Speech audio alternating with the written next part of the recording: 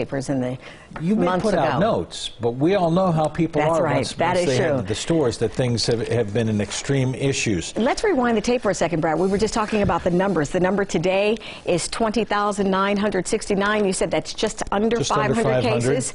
And that is something that Dr. Amy Acton said we're going to be seeing and hearing about more cases, more confirmed cases, because the testing is now available here in the state of Ohio. More people being tested, at least. Yeah, an increased death number as we talk about the trends on the plateau situation. And Dr. Acton saying as long as we stay in this situation, is once we go through 3 weeks, she feels that the 3 weeks number has been so good across the board. Yeah. There's an anticipated spike in the numbers once we continue to open things up. And then you and I were talking that there are going to be increased rumors about what's going to happen next, what part of the community is going to open up. Are people setting out signals to say, we've heard this, we're going to open up then? Would you be available if all of those things are starting to come? Because by the end of the month, the governor says he'd like to have at least 20,000 people tested per day. We're looking at the state of Ohio with 11 million population. Just over 1.3% has already been tested. So we've got some catching up to do. Because the problem, Dr. Amy Acton said, has been that we got access to testing so late here in the state. Well, the governor on this Tuesday is now taking the podium. We'll head to the State House as we get ready for this.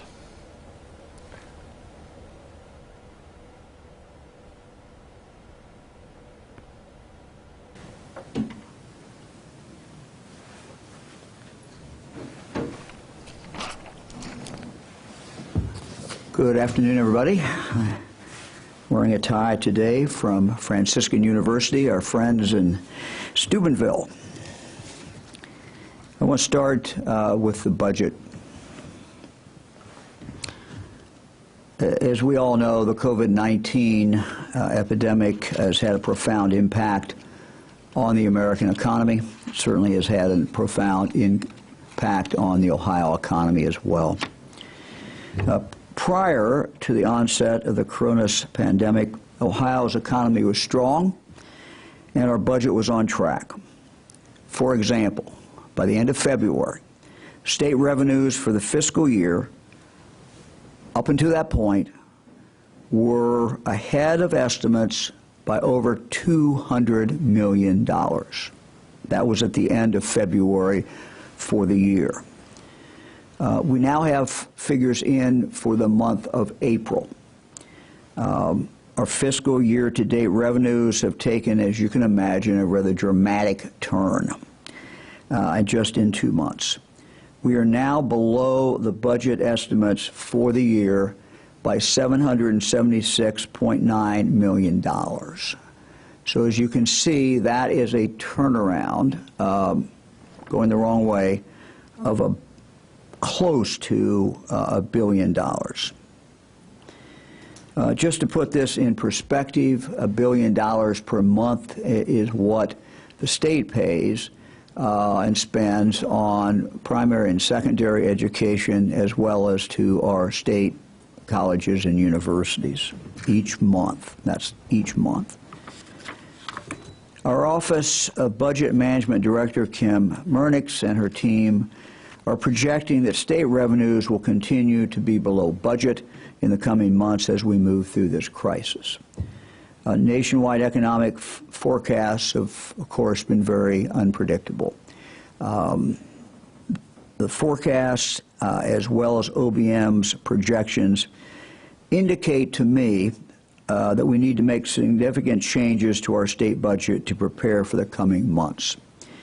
As I have said, this is certainly no ordinary time, and we cannot continue onward as if this was a normal period of time.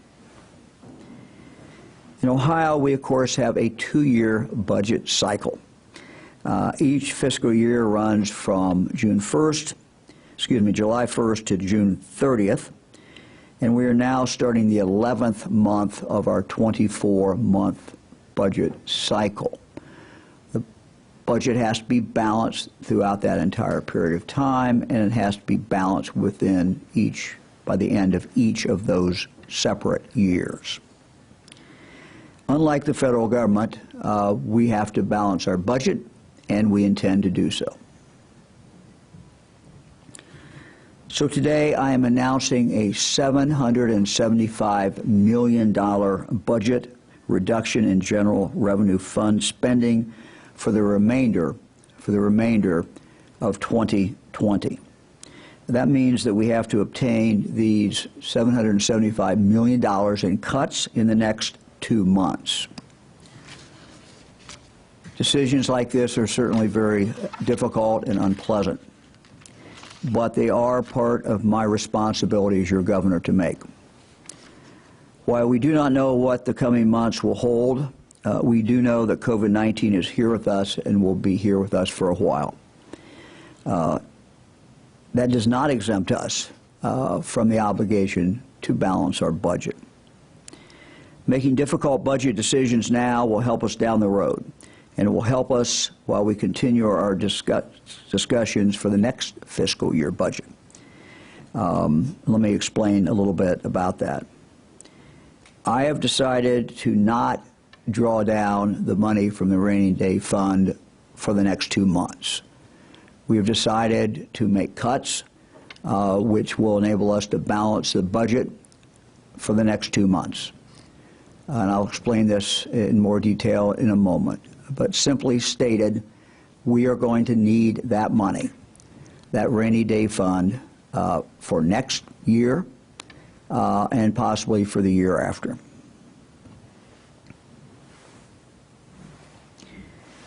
The cruel nature of an economic downturn is that at the time when you are in need of the social safety net, it's also the time when government revenues shrink.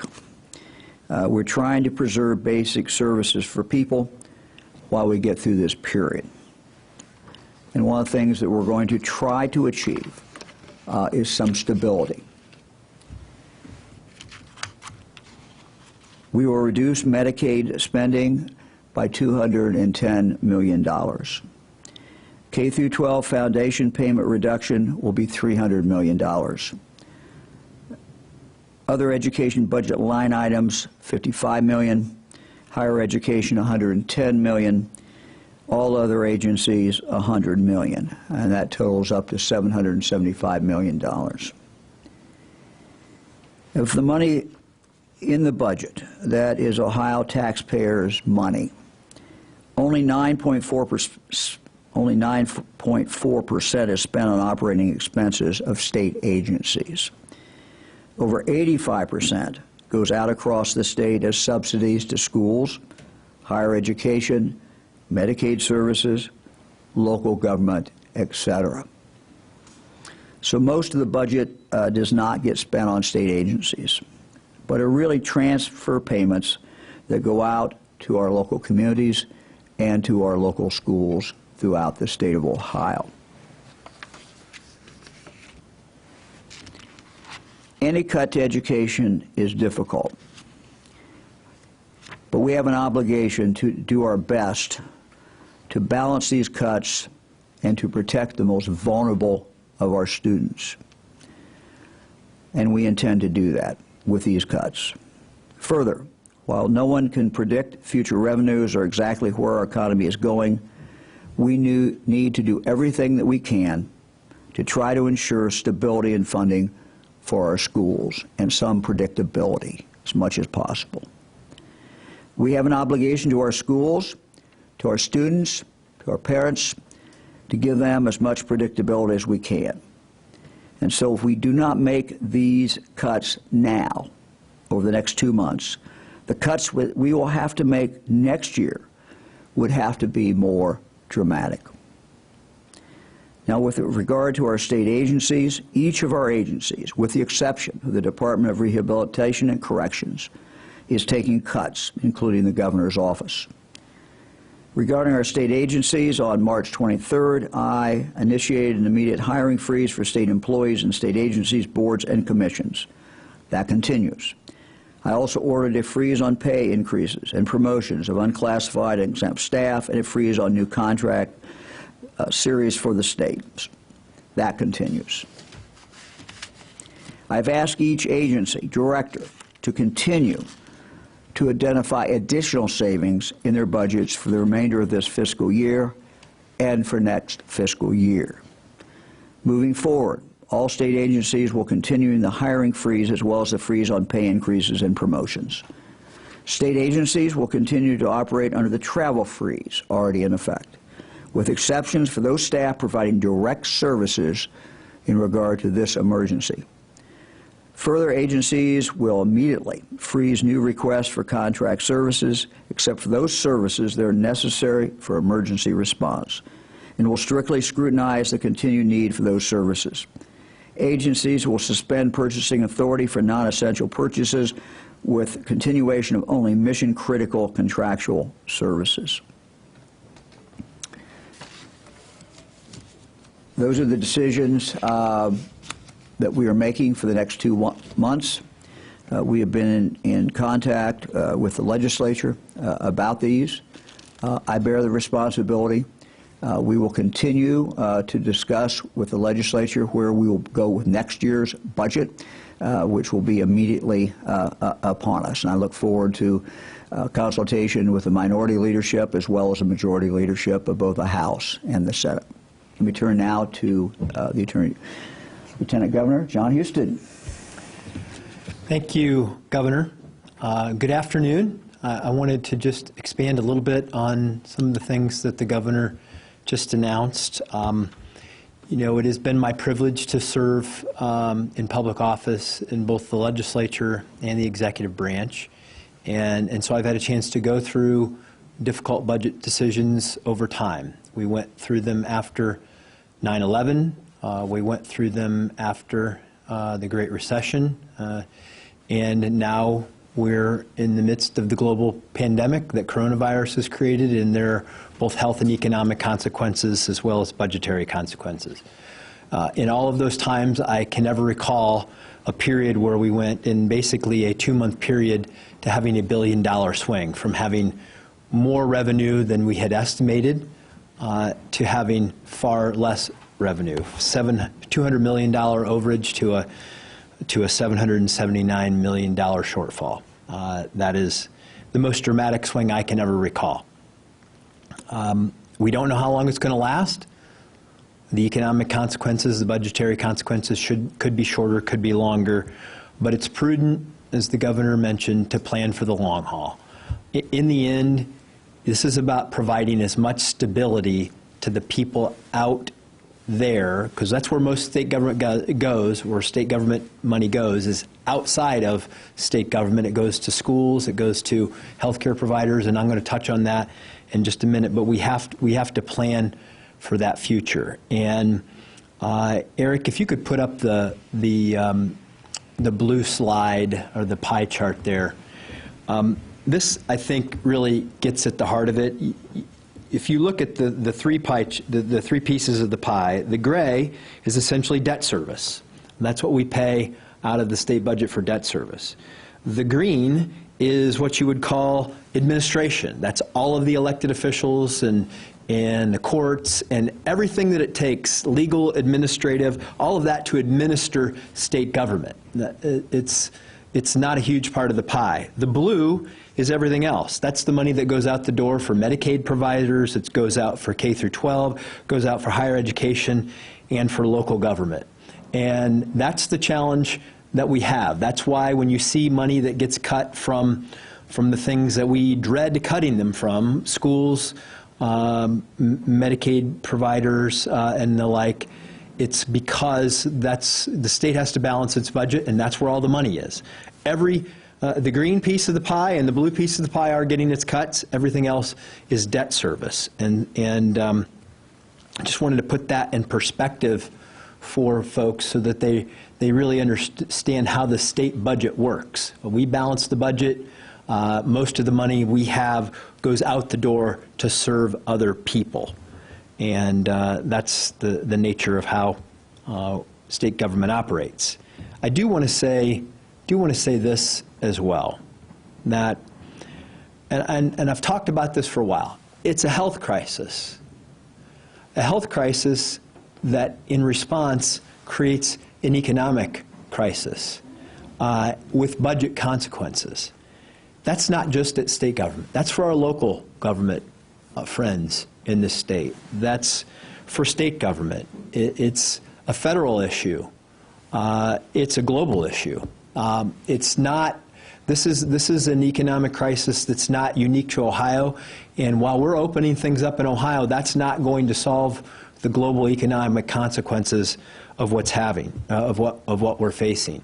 That's why it's important when you hear what we've been saying here over the last few weeks about learning to live with coronavirus in our lives, protecting lives and livelihoods, and doing two things at once. Those are kind of the themes that you've heard often, because we know that we have to get the economy moving so that people can pay their bills, and so that the private economy, which funds the public, which funds public services, can be as robust as possible.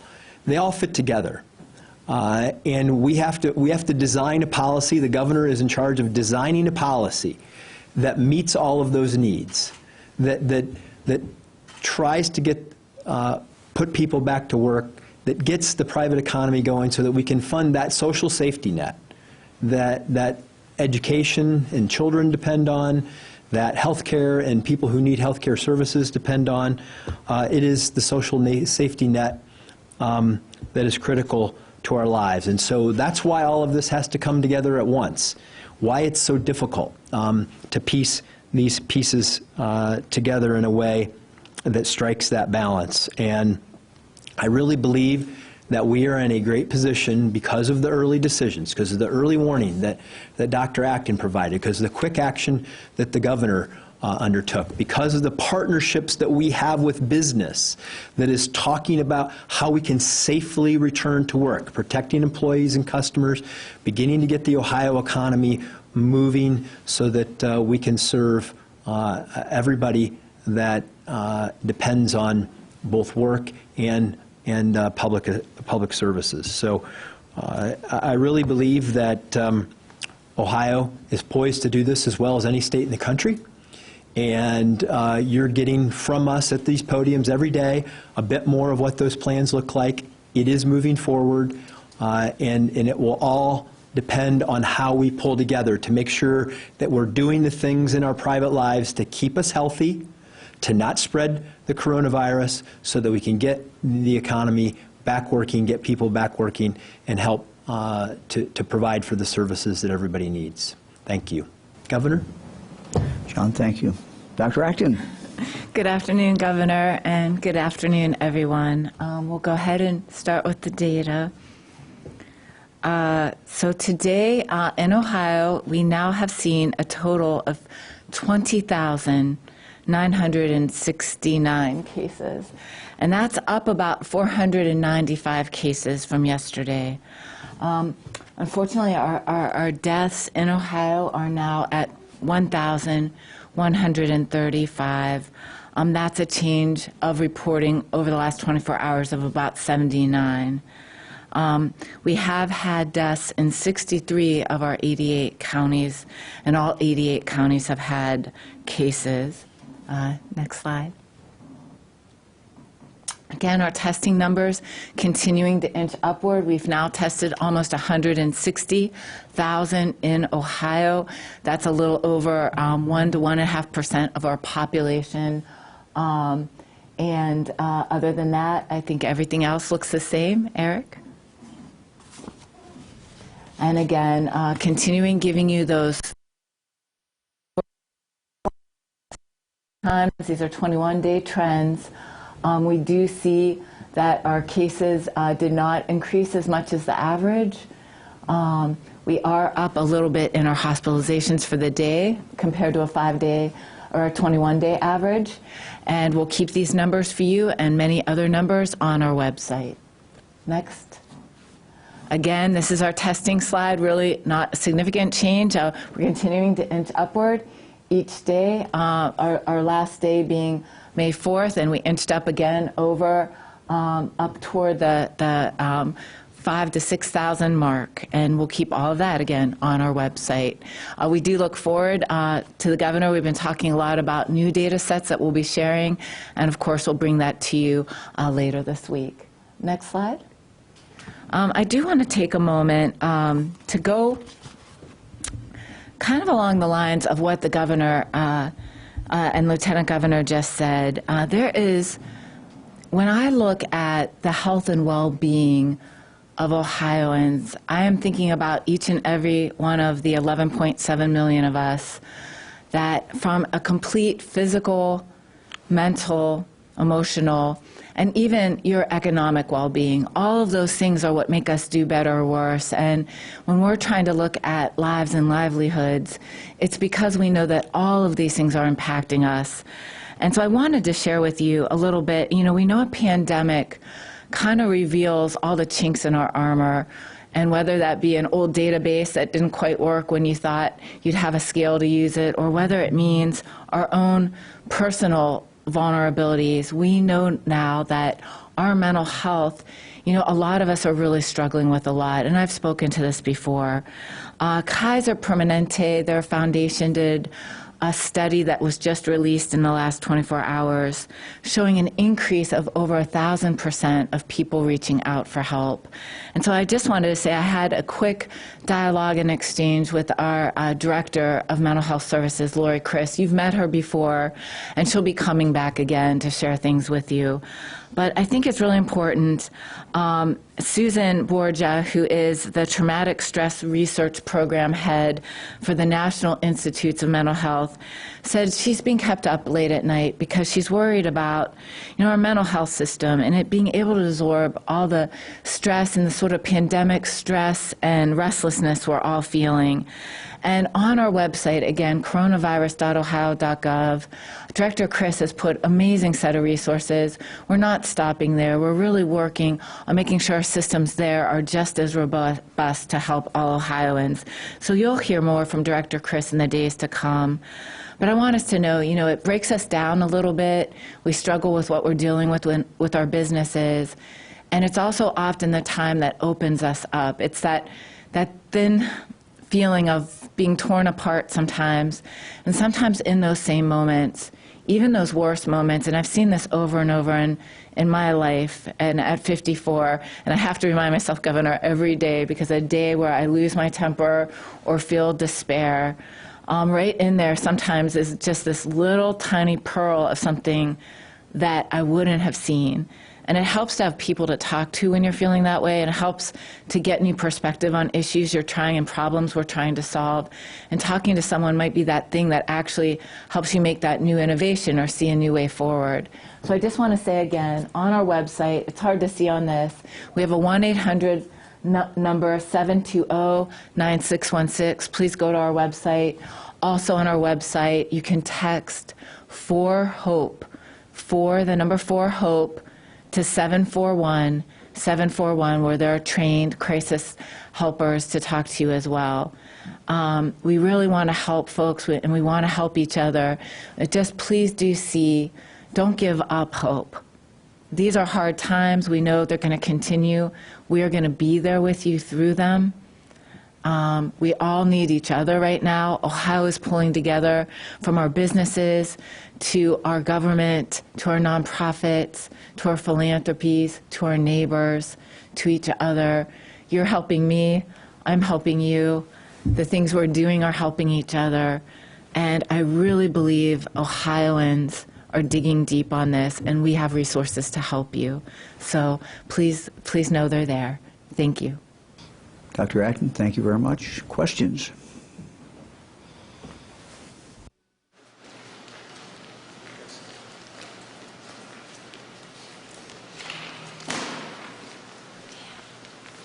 Good afternoon, Governor DeWine. Ben Schwartz with WCPO in Cincinnati. Governor, I want to ask you a question that was sent in from a viewer.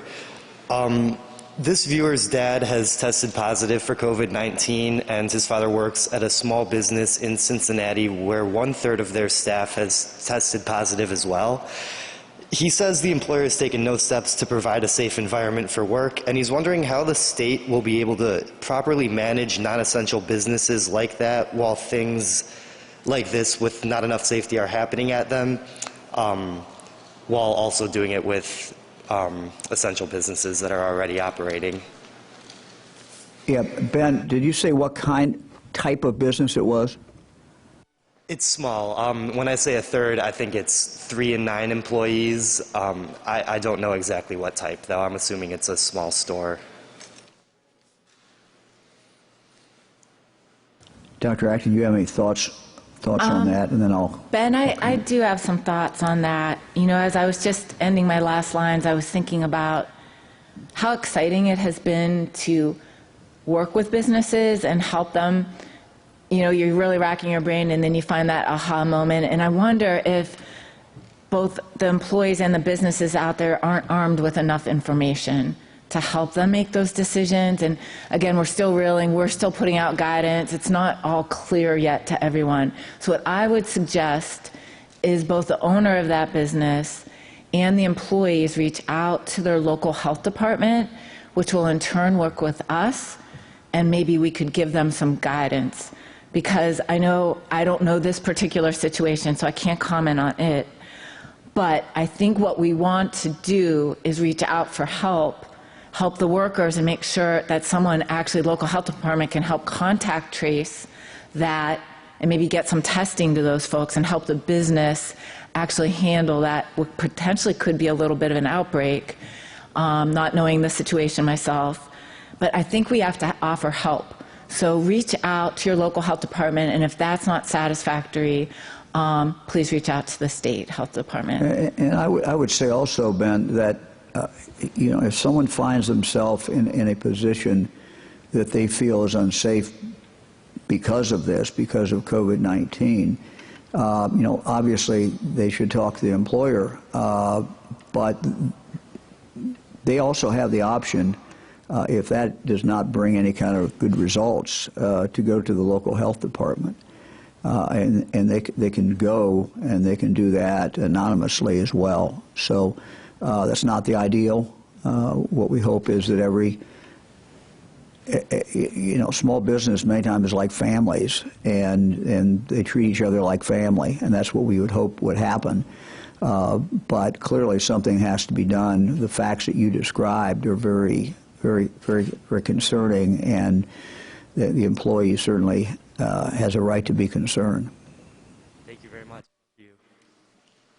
Thank That the rules were written with the purpose of also empowering the employee. So there are requirements that the business do. So the employee can wear a mask, the employee can wash hands, the employee can distance themselves for other employees. If the employer does not fulfill the obligation to clean the common spaces or to provide for this environment, then the recommendation, talk to that employer, and if the employer won't do it, then, as the governor mentioned, you can go to the health department, or you can contact the state health department if the local health department it does not follow up. But we found that's worked very well at holding people accountable throughout the experience we've had over the last 6 weeks or so. And while there's not a requirement, it's best practices, but while it's not a requirement that someone who's a customer who goes into a retail store wear a mask, there is a requirement that people in the companies wear that mask to protect each other. ABC 6 News, can you talk a little bit more about what will the education cuts look like and what solutions you might be offering to schools whose students have suffered so much during this pandemic?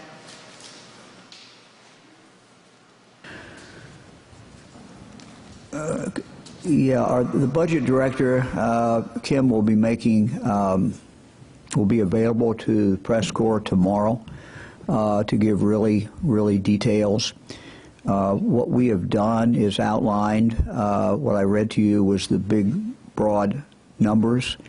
That represents about a 3.7% cut in education funding, primary and secondary, over this past year.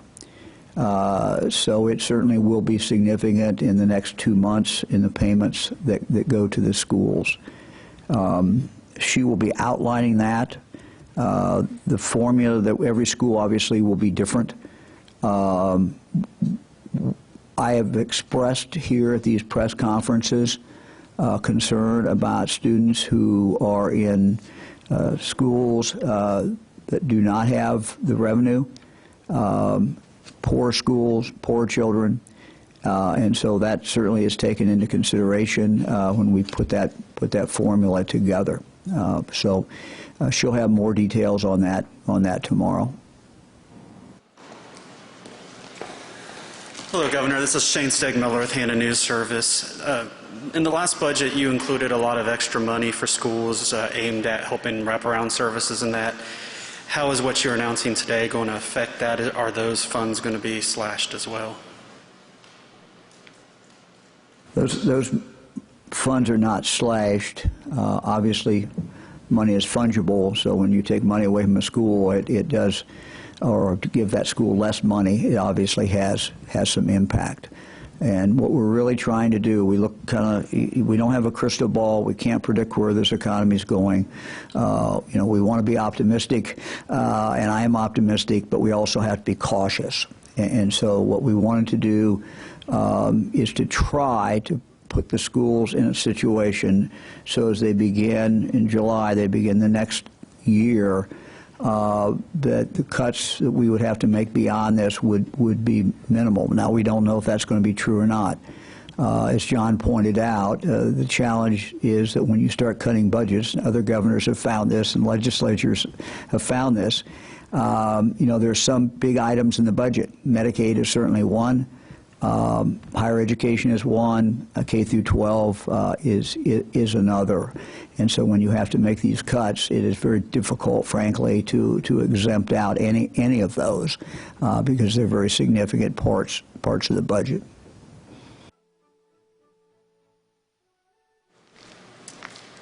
Hi, Governor. This is Molly Martinez with Spectrum News.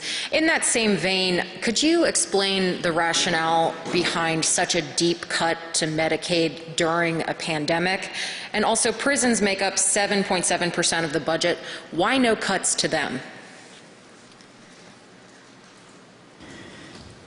Prisons are made up, the budget of prisons are made up primarily of people. While we are seeing some reduction in the number of people in prisons, the virus has made it some of the staffing issues more difficult. My guess is, and Director Murnix can talk about this, is that prisons probably have additional overtime that they are paying. So when you look at prisons and you just decide how are you going to make those cuts, it's very difficult to find the money in the prisons. I think we all have a long-term goal of seeing the numbers come down, but we also have an obligation to protect the public. And so I'm not going to make any dramatic, radical changes in our prisons beyond what the legislature has already done. So they're really, you look to find the money, there not really much of an opportunity in the prisons to cut that money. It's all in staffing. It's on direct contact with prisoners, and you need so many people, to do that for them to be safe, and so that's why it's difficult. Director Murnix will go into some of the details about where we think we can find the funding, where we will find the funding in regard to Medicaid. We do not intend to reduce essential services to people who have been hurt by this pandemic, people who are drawing Medicaid. So it's a big budget, and we're confident that we can find that, and will find that $200 million out of there.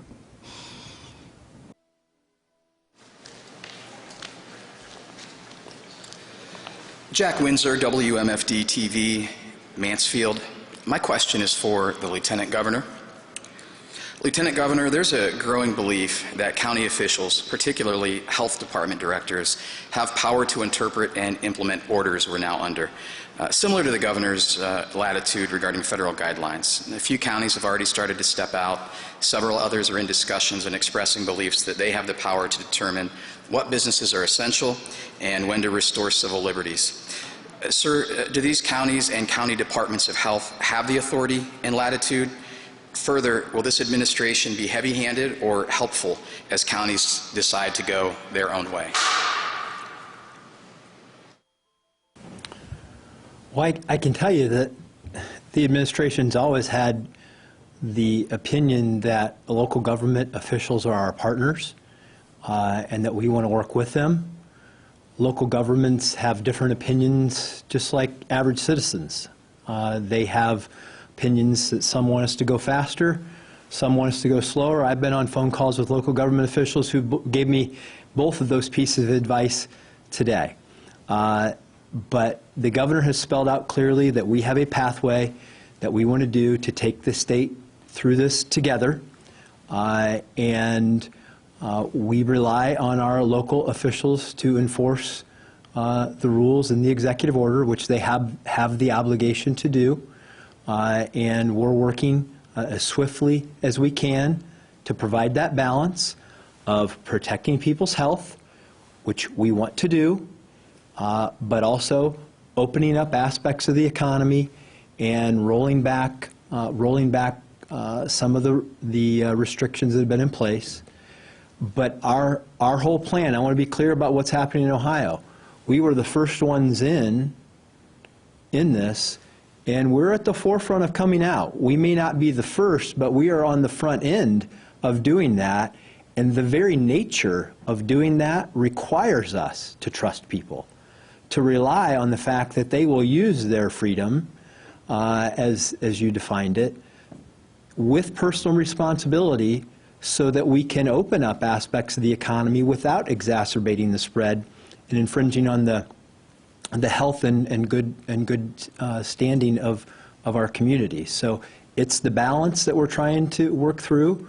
We understand some want to go slower, some want to go faster, but I believe what we have is very effective at threading the needle on that, and more things are happening all the time, as the governor's talked about throughout the month of May.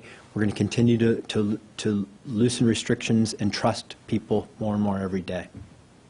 Let me just add one thing to that, Jack. We're certainly moving away as we open Ohio up from the distinction of essential and non-essential. So that was in the previous orders. We're really moving away from that as we work through our way and open things up.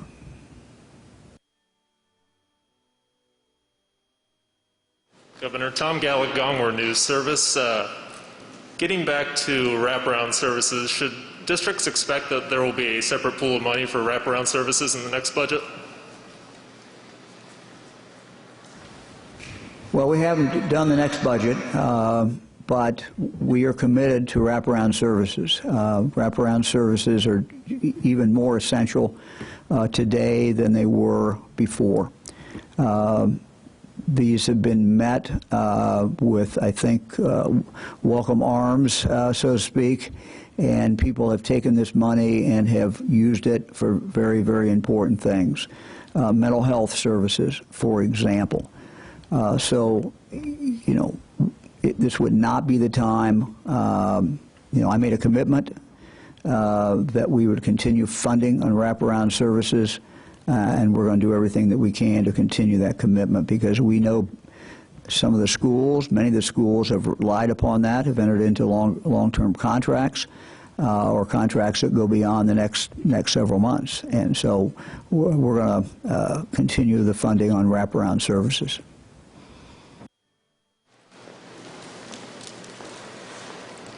Hello, this is Jessie Melmer with the Inquirer. You said that you're not interested in touching the rainy day fund over the next 2 months. Under what circumstances or criteria do you have for dipping into that fund? Kind of what are you looking for? Well, we know we're going to have to dip into it. I mean, it would be a miracle if we didn't have to dip into it. So we're planning on dipping into it. What we wanted to try to do is get some cuts now, make tough decisions now. The nature of budgets is that the longer you wait to make decisions, the tougher it is to make them. And so if you make them earlier, then it's not as difficult as you move forward. We know in this coming year that starts in July, we're going to have to dip into the rainy day fund. There's just no way, based on projections, that we're going to be able to avoid that. It's also possible that we will need some of that rainy day fund in the next year after that. And so the whole goal is to try to,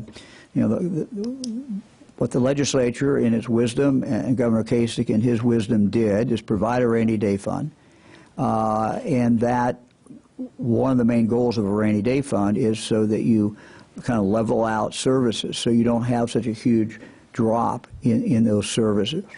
You spread that money over the time, excuse me, so that schools, for example, just one example, but you try to avoid the huge dips that schools will have. Now, I understand next 2 months are going to be a dip, but you try to avoid kind of the roller coaster and trying to even things out, and you spread that money out over a period of time.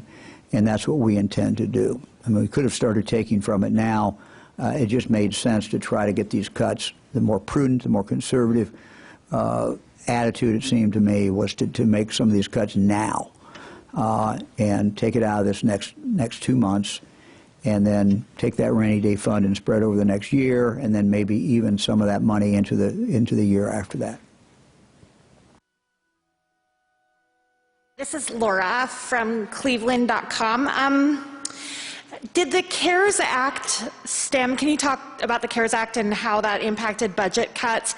And also, did you do any payment transfers to avoid cuts?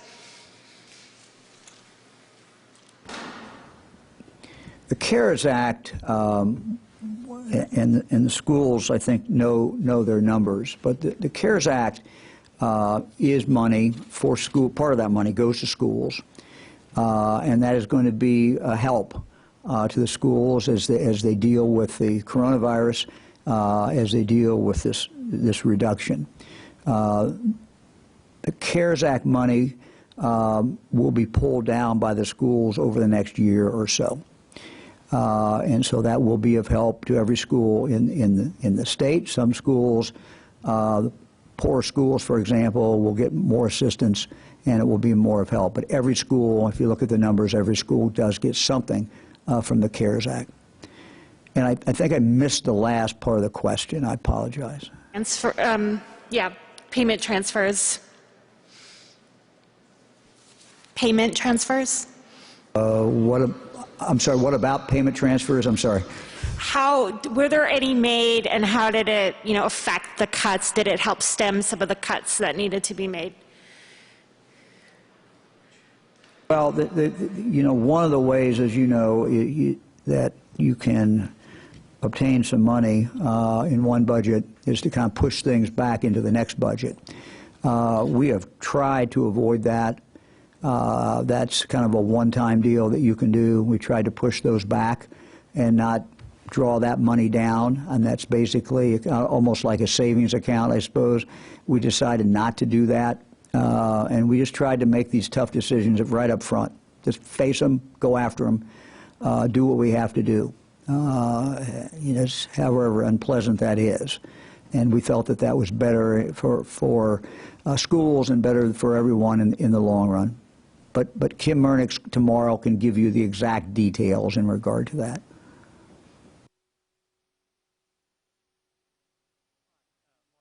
Ohio Capital Journal. Yesterday you started to outline how testing was going to be done through the coming months. We're reopening the economy. There's an internal White House memo that said that, I guess it was a draft, but it said that deaths could be 3,000 a day in July. As we're doing this, if I'm thinking about an employee thinking about going back to work, or an employer thinking about bringing my people back to work, where will we be able to get tested, and how will these tests be paid for? Is that part of the plan yet? I'm going to let Dr. Acton take part of that. I'll start, though. Thank you for the question. I think anyone who watched the news last night, this morning, would be struck by the lead stories, which is two different reports. One was a White House report or projection. The other one was out of Washington, which both indicated a significant increase in the number of deaths. I stated last night in an interview that certainly is concerning. Anybody should be concerned about that. Again, I have not dug down into the basis of those decisions, what facts they thought had changed, or what assumptions maybe that were changing, and we're taking a look at that. But it does, I think, emphasize the importance of testing. And for us to move very quickly on testing. We have the ability today. We have the contract. We are starting to stand up more people who are going to do the tracing. So as we open up, having tracing, having testing is very, very significant. I'm going to let Dr. Acton take the rest of that. Dr. Acton. Thank you, Governor. Thank you. So that is the probably the Institute for Health Metrics and Evaluation, the Washington State University modeling numbers, going back to modeling, if we all remember that, that the White House has been using. And again, a lot of this has to do with the fact that modeling is very confusing to the general public.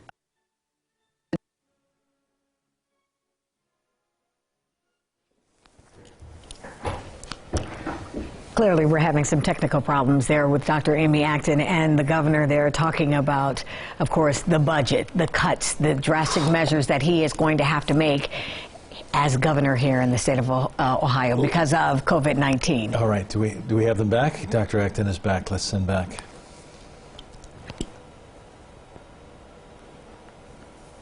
Modeling that came out of the White House, it was predicting that we would have 60,000 deaths in this country by August, and now we know we have them here in May.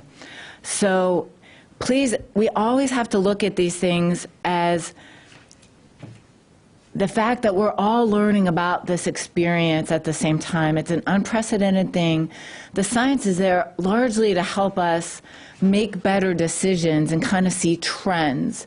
You know, I'm sure if you talk to the researchers like Dr. Chris Murray, they'd have a lot of caveats and explanations. But we do know that as we're opening up, there will be more cases and there will be more deaths. And a lot of it is very dependent on how well we can learn to live with this virus, control the outbreaks when they occur, and try to minimize the infection starting to spread through the community. And a lot of that, again, our ability to catch a case early is based on testing. So back to your testing question. And testing is just not enough yet. The testing we're still looking at doing with our tiers, which are on our website, are still for prioritized groups, the most sick, the hospitalized, at-risk populations with pre-existing health conditions, congregate settings of all sorts that are higher risk. We are not doing specifically testing in businesses at this point. However, if the local health department comes across a cluster outbreak, they may choose to use some of their limited testing to figure out, because a business in a way in the future here, like the meatpacking industry we've seen, will become a congregate setting. And so there will be some judgment, but it's not widespread. And I think this is a very important point. There's a lot of other news about the misuse of antibody testing, much of it that wasn't really vetted very well and is being marketed to businesses. So I think I would give businesses a heads up, be careful, maybe talk to your health department about that. I think there's a lot being marketed right now as a business solution that really hasn't been studied. So that's just a caveat that I'd like to put out there now. People where they can get tested and how they'll be paid for. right now, we do tell people when you talk to your physician, a physician has to do an order. And when a physician or a hospital decides you need a test, you're told how to get it. So that exists. And there are many payment mechanisms, from insurance to much of the state testing that we do, which is actually free of charge. So there's a wide variety, as in all of healthcare, about how testing is paid for. Thank you. Hi, Governor. Andy Chow with Ohio Public Radio and Television State House News Bureau. In regards to the budget cuts, what kind of involvement does the legislature have to have with that? Do they need to approve those cuts? And have you given any thought to something like an MBR, a mid-biennium review, to take a look at the budget issues further?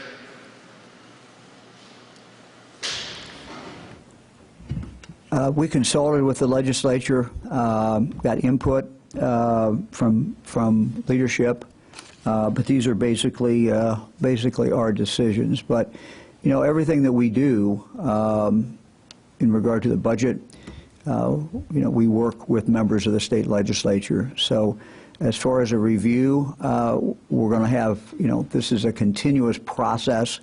We're in a very unusual, extremely unusual time, and there is no one, national, state, anyplace else, that can really give you real reliable predictions, because we don't know where this economy is going, and we are in obviously an international economy as well as a national economy. So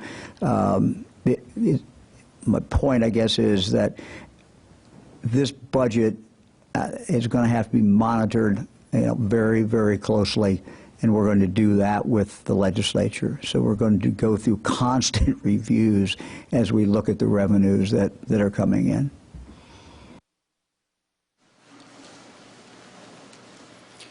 Hi, Governor. Jim Oddie from WHIO-TV. Thanks for doing this.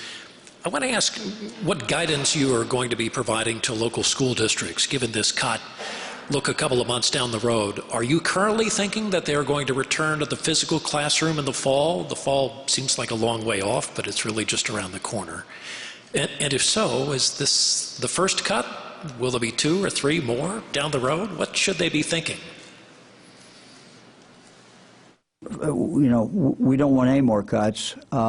We certainly cannot guarantee that. We don't know exactly where we're going. We wanted to take this one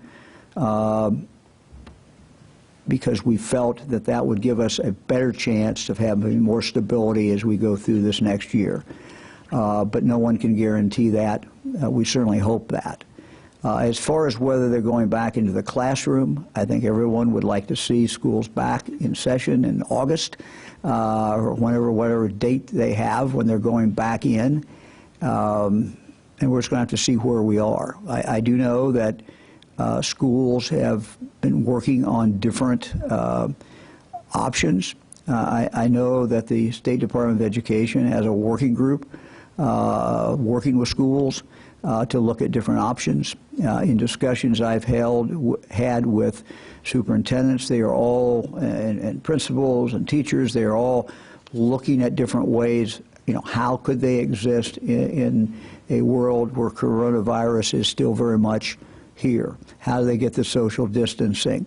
Very difficult, you know, but some have come up with plans, just options. They're coming up with many options. One option I think we've discussed here before is kind of a two-day, where you spread the students out more, which means that you're really having students there for 2 days, other students there for 2 days, but you're doing the distance learning during the entire period of time. So it's kind of a hybrid system. I'm not saying that's where we end up, but each school is kind of trying to figure out the configuration of their school building, their students, how many of the students are picked up in school buses. All these different things schools are looking at. So you know, we have to see where we are with the virus. But my recommendation to schools is, you know, look at different options, come up with what is unique to you, and where you need to have unique flexibility, come up with different options, and continue to work with the State Department of Education on that.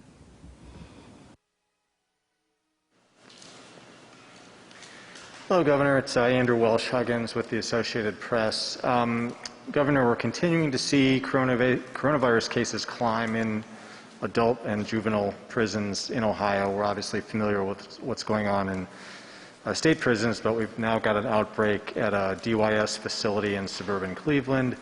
Franklin County Juvenile Detention Center has an outbreak. In Morrow County, jail officials say at least 50 detainees being held by ICE have tested positive. My question is, should more be done to address outbreaks in all correctional facilities, if only because we're already concerned about flare-ups as we reopen, and these could contribute to that this summer? What is of grave concern to me, I know it is to the director. We have many people who are working on this every single day. I've asked Governor Strickland, who has had experience not only as a governor, but experience in working in the prisons, someone who knows a lot about mental health issues. He has been on a lot of calls that we've had over the last several weeks, and I appreciate the governor being willing to do that. But we've called in Dr. Reggie Wilkinson, who used to head up our prisons, Tom Stickrath. We've had medical professionals from the Ohio State University.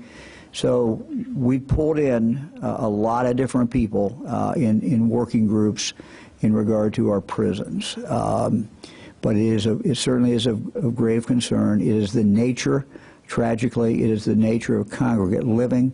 You know, a big percentage of our prisoners do not live in cells. That might be the concept if people have not been in a prison, but certainly the ones who are in cells are usually the most high risk, the most dangerous. But most everybody else, about 60%, live in a congregate setting, almost like you would envision dorms. And the nature of that is that it spreads very, very quickly. The director was on the screen last week and was talking about, the different things that she has been doing. But it is certainly of grave concern. I ask the same question every day: are we doing everything that we can? And we're trying to come up with different things. But that congregate setting, that people being that close to each other, causes a great deal of spread. As you know, we went into, and the director talked about this the other day, in the prisons where we really had a great outbreak. We've gone in and tested everybody. We've learned a lot from that. One of the things that the medical professionals have told us as a result of what they found is that it is probably not prudent to test everybody. But there are other things that, the testing of the guards are important. We've accelerated that. We're going to continue to accelerate that. And it is of concern not just for the tragedy within the prison, but obviously out into the different communities where people who work in the prisons end up going back out. Dr. Acton, I don't know if you want to add anything else to that, but we are aware of those outbreaks, and I know that the local health departments and the hospitals are working alongside the juvenile facilities. So, and the director, Director Geese, is very much on that as well. So, yeah, it's hard. Congregate settings, as the governor said, present so much for the staff. And again, I think the staff and everyone deserve a little extra appreciation and attention too, because they go to work and they keep doing the work knowing that it's a tougher situation, just like our healthcare workers. But we are doing everything we can. And I talked to my fellow state health directors, and we're seeing this everywhere. Yeah. Thank you. Adrienne Robbins, NBC4, and my question's for the governor. The shutdown has obviously had huge effects on businesses and now the state as well. How much did seeing these revenue numbers go into your decision to reopen Ohio now?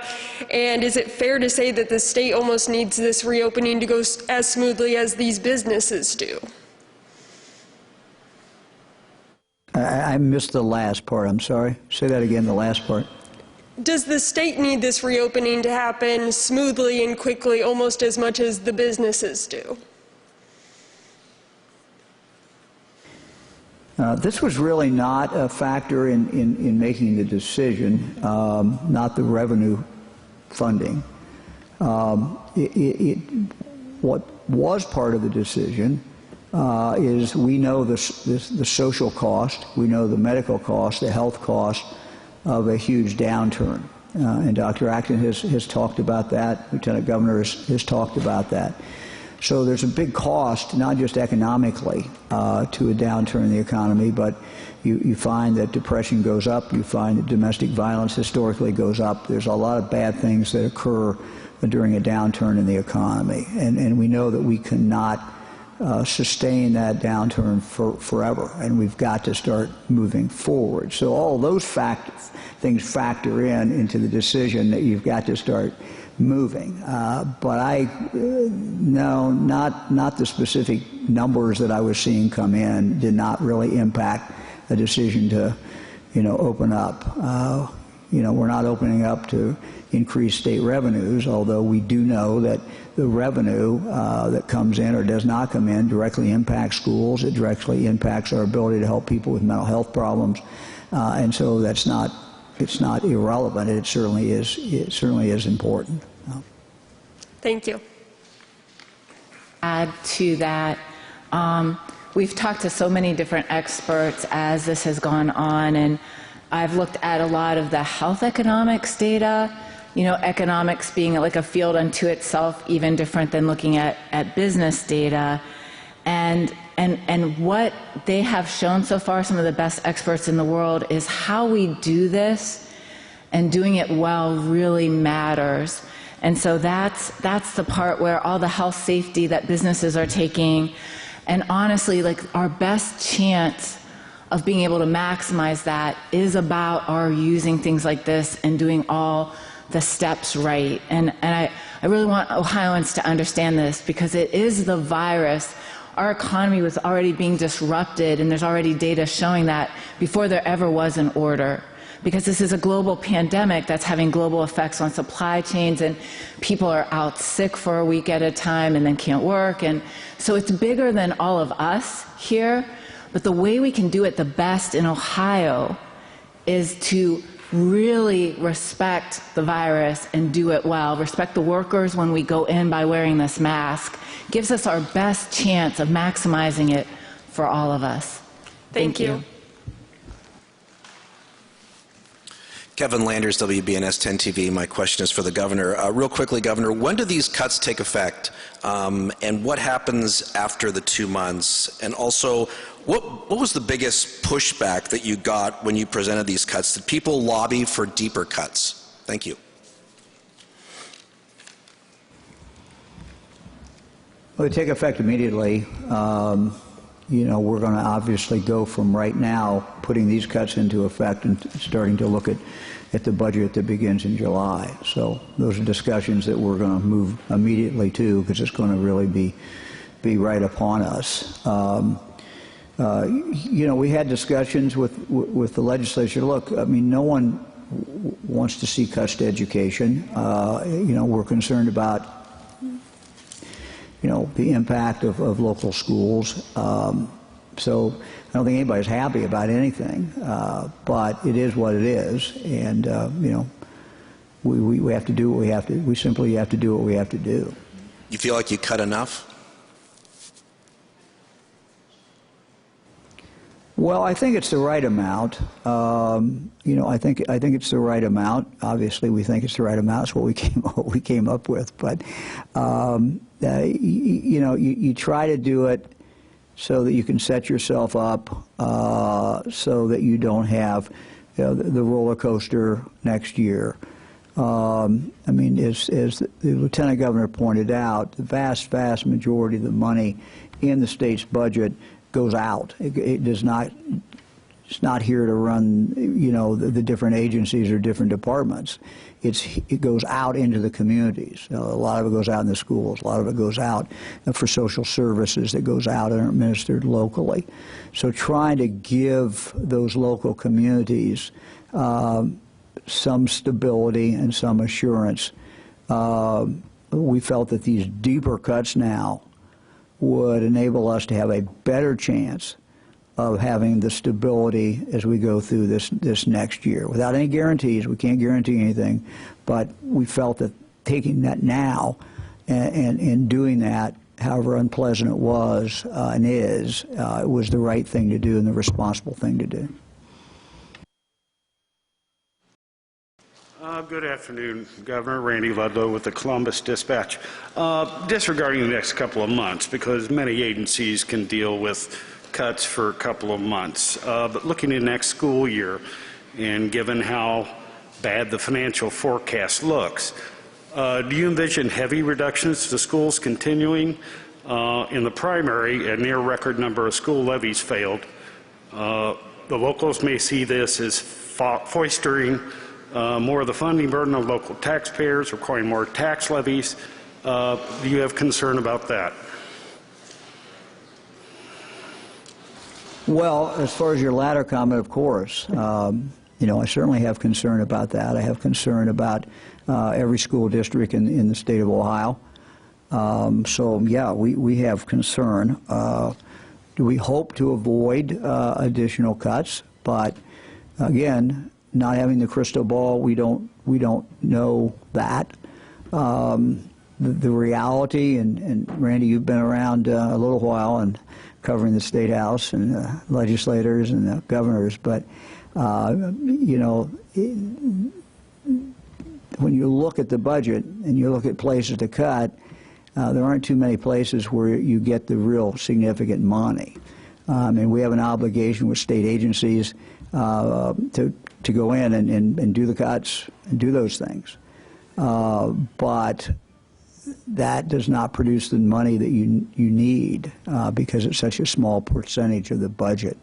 And so when you look at the big ticket items today, it's Medicaid, it certainly is education, it's some of our social services, and that's why these decisions, whoever the governor is, are never particularly easy.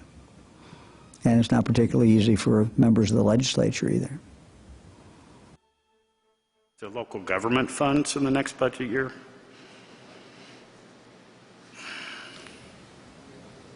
You know, Randy, what we've been able to do, we were able to do in the first year, along with the state legislature, is to give local governments some help by picking up some of the cost. For example, the Indigent Defense Fund, that really historically it should have been a state obligation, and the locals have ended up paying most of it. We were able to get money back to the counties by picking up a much more significant amount of that. Another area that's certainly near and dear to my heart is children's services. You know, we do not want to be in a position, the state does not pay that much for local children's services anyway. We upped that dramatically in this last year, the budget. We would hope to be able to preserve that and not foster that on to the local government and hurt the services that we're providing these kids. But all of these are tough decisions, and we're going to have to see exactly where we are as we move forward. Hello, Governor. Jim Province with the Toledo Blade.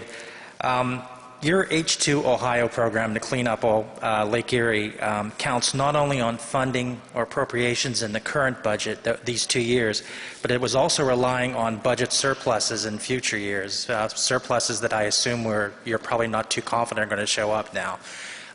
Was H2 Ohio one of the programs cut under your plans?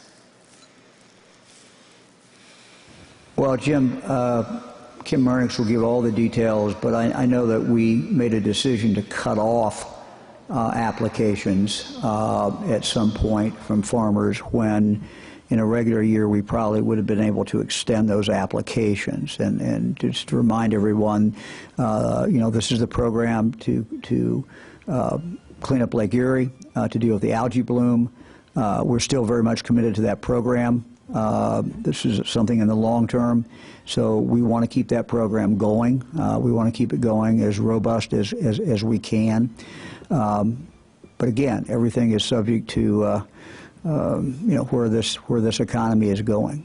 So it's still a priority, and we're going to do the best that we can. But what we did do is when normally we would have extended it and taken some more applications in and got some more farmers in. At some point when it filled, we had to just shut it down because we're afraid that we would not have the money to extend it beyond that deadline and those applications.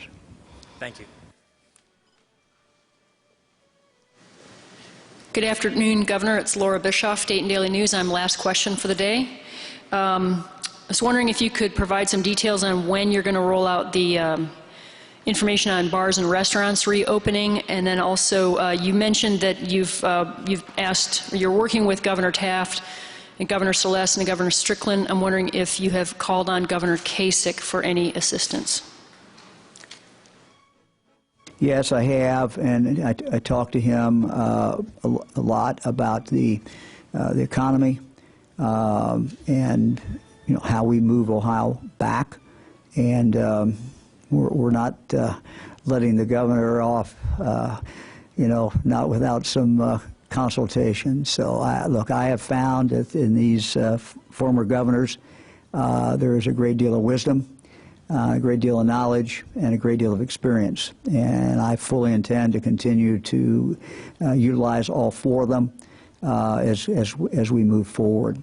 As far as the other question, I will be receiving and reviewing the next day reports from the business working groups that we put together to look at daycare, to look at restaurants and bars, and to the other group that was there has been working on hair. So I will be reviewing these, and we hope on Thursday to have some announcements about that. So we will not be here tomorrow. Legislature is in session. Those of you who watch the Ohio Channel have the opportunity to watch the state legislature. It's our goal to be back here on Thursday, and we hope to have, Laura, some announcements in regard to those issues then. So we look forward to seeing everyone, barring something unforeseen when we need to come back here tomorrow. We probably will not be here tomorrow. We look forward to seeing you all on Thursday. Thank you very much. Governor Mike DeWine wrapping up his Tuesday news conference, saying that we're going to get a break tomorrow as the legislature's in session. We anticipated the potential that we may hear something about restaurants and salons. He just said that that is likely coming on Thursday, a plan for that. As we take a look at the numbers that we have today, 20,969 COVID cases in Ohio, 1,135 deaths, just under 4,000 hospitalizations throughout this, with more than 159,000 people in Ohio test as the testing ramps up in this state. The key on this one, and almost solely on this news conference, is that the budget is going to be cut by $775 million. And a lot of that is going to hit, of course, education here in the state of Ohio. Let's toss it on out to Adrian Robbins, who is there with the governor, asking questions about the budget today. Adrian. Well, Darlene and Brad, big news coming out of today. Obviously, we've known for a long time that the state budget would be in shambles after the coronavirus. Governor DeWine has said over and over again he knew cuts would be coming, but now we know how severe those cuts will truly be over the next few months.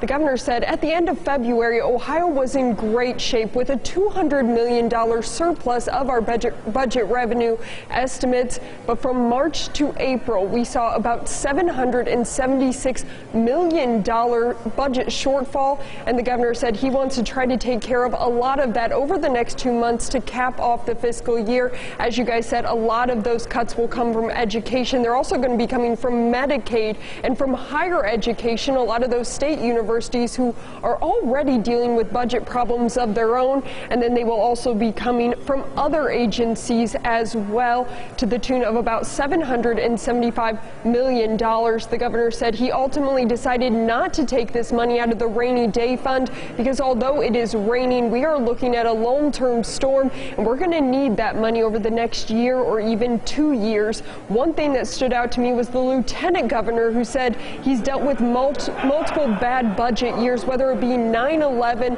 or the recession. He said he has never seen something as severe as almost $1 billion in 2 months, and he said he's just never seen anything quite like this. But yes, tomorrow hopefully we're going to learn a little bit more, and over the next few days, of where exactly these cuts will come from. I'm already getting messages from concerned teachers who feel like students were already in a bad place from being out of school over the past few months, and now they're going to be seeing cuts to their education. But we're going to learn more about where those will come from. The governor said it will be up to individual schools to decide what works best for their unique situation. Brad and Darlene. All right, Adrienne, thank you. She just pointed out she's hearing from a number of teachers. I spoke with a friend of mine who's a principal talking about the 612 districts here in the state of Ohio, and now the plan is put off on them, the principals and superintendents in each district, to come up with something so that kids can go back to school in August, where she pointed out the governor has done a great job of putting together other teams, other executives, other leaders, business leaders, and economic specialists to kind of open up restaurants in the other parts of the state. Why isn't he doing a little bit more to look out for the kids? Where here in Columbus, the report card, the grade came out.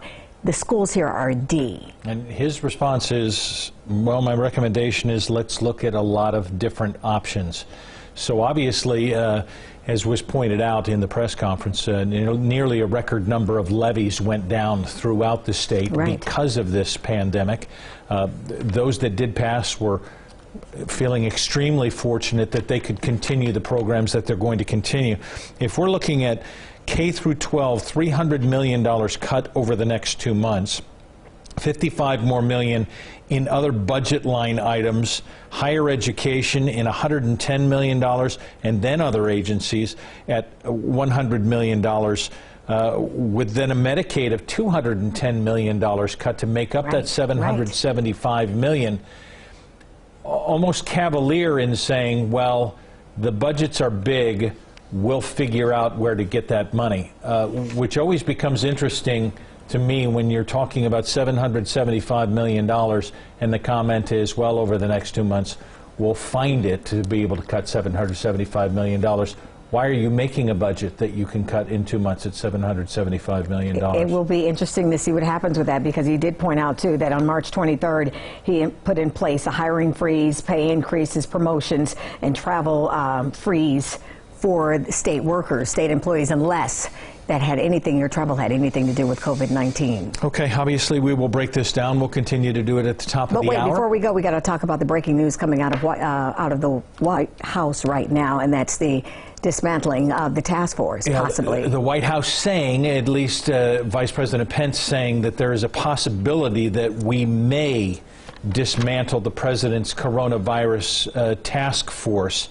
That has been in discussions. At least that's what he said to the press this afternoon. Yeah, we were used to seeing them in a news conference every single day, but they haven't held news conferences the 24th. They're saying they're kind of just doing this as other states start to lift some of their restrictions on social distancing. It's going to get more interesting day by day, and we'll continue to follow that as we do. 4 o'clock, we'll be back with you. Darlene Hill, Brad Johansson. We'll see you at the top of the hour. For now, we'll send it back to Ellen.